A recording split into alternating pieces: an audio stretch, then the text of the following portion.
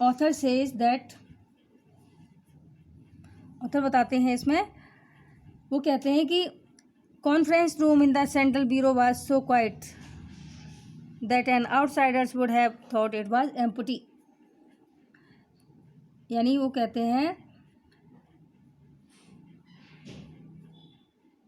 कि central bureau में सम्मेलन कक्ष इतना शांत था कि बाहर वालों को दूर से यह लगता था कि यह खाली था।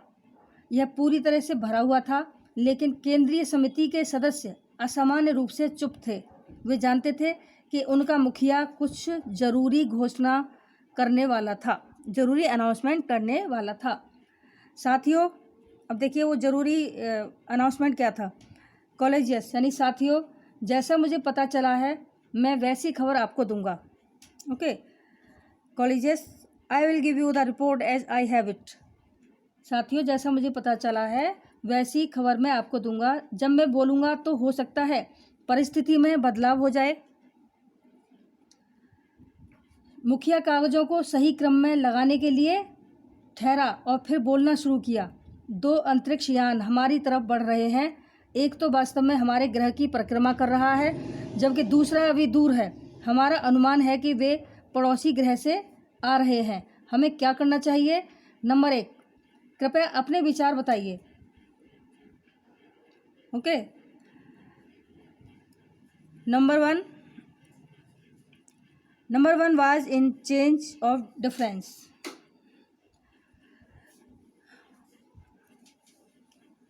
Number one was in charge of defense. He was known for his courage and wisdom. Sir, if we wish, we can totally destroy these spacecraft with our missiles, but that won't make us any wiser. We do not have the capacity to render these craft unoperational in space, but should they land, we can render them ineffective anytime we choose. Our reports say that they do not contain living beings, they only have instruments.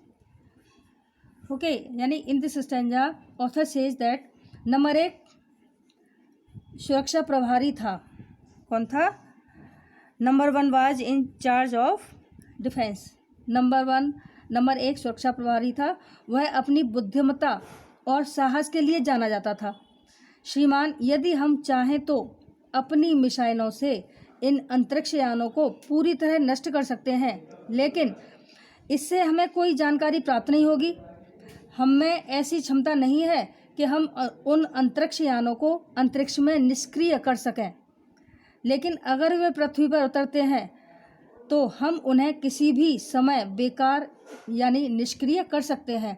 हमारी report यह बताती है कि उनमें कोई जीव नहीं है, उनमें केवल यंत्र हैं। ओके, वहाँ पर केवल इंस्ट्रूमेंट हैं, यंत्र हैं। Number 2, your opinion please, the president asked the scientist on the committee. Okay,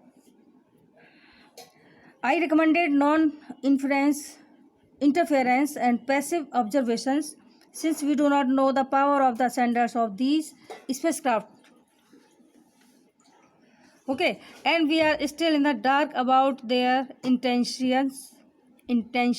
It is wise not to reveal our existence. If we destroy these spaceships to render them ineffective, we might reveal our existence. Okay,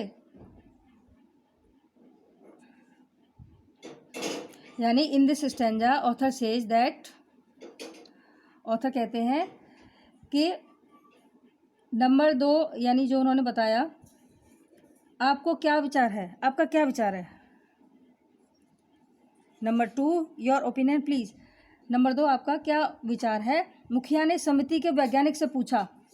उसने कहा I recommend non interference and passive observations. उसने कहा कि मैं कोई दखलंदाजी करने और दूर से निरीक्षण करने के पक्ष में हूँ, क्योंकि हमें इन अंतरिक्ष यानों को भेजने वाले की शक्ति की जानकारी नहीं है और अभी तक हमें उनके इरादों के बारे में कुछ पता नहीं है, इसलिए हमारे अस्तित्व का कोई संकेत देना बुद्धिमत्ता नहीं होगी। यदि हम इन अंतरिक्ष यानों को खत्म कर देते हैं या इनको प्रभावहीन कर देते हैं तो हम अपने अस्तित्व को उजागर कर देंगे। Okay, the president looked at number 3, a social scientist. He really agreed with number 2, but this was one of those rare. Really agreed with number 2, but this was one of those rare occasions when he did. Okay, I agreed with number 2, sir. In fact, I will go so far as to say that we should keep our surface activities to the minimum, thus creating the impression that there is no life on this planet. Fortunately, our surface conditions do give that impression. Okay, यानी in this stanza, author says that मुखिया chief ने number 3 की ओर देखा, जो कि एक सामाजिक वैज्ञानिक था। कौन था वो? सामाजिक वैज्ञानिक था, और वह कभी कभार नंबर 2 से सहमत होता था, लेकिन वह उन दुर्लभ अवसरों में से एक था जब वह उससे सहमत हुआ था। सर, मैं नंबर 2 से सहमत हूँ, उसने कहा। आई एग्री विद नंबर 2, यानी मैं नंबर 2 से सहमत हूँ, पर मैं ये कहना चाहूँगा कि हमें अपनी सतही गतिविधियों को कम से कम रखना चाहिए और यह प्रभाव उत्पन्न करना चाहिए कि इस ग्रह पर जीवन नहीं है। भाग्यवश हमारी सतही परिस्थितियां इस प्रकार का संदेश दे ही देंगी। Okay, before the president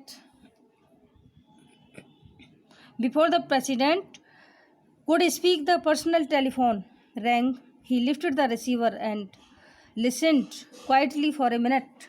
Courageous, he announced, the first spacecraft has landed. Okay, यानी मुखिया के बोलने से पहले ही उसका व्यक्तिगत फ़ोन बज उठा। ओके, उसने रिसीवर उठाया और 1 मिनट के लिए वह शांत रहकर सुना। साथियों, उसने घोषणा की, साथियों, पहला अंतरिक्ष यान उतर चुका है, यानी वो उतर चुका है और नासा का अंतरिक्ष यान सतह पर उतर गया।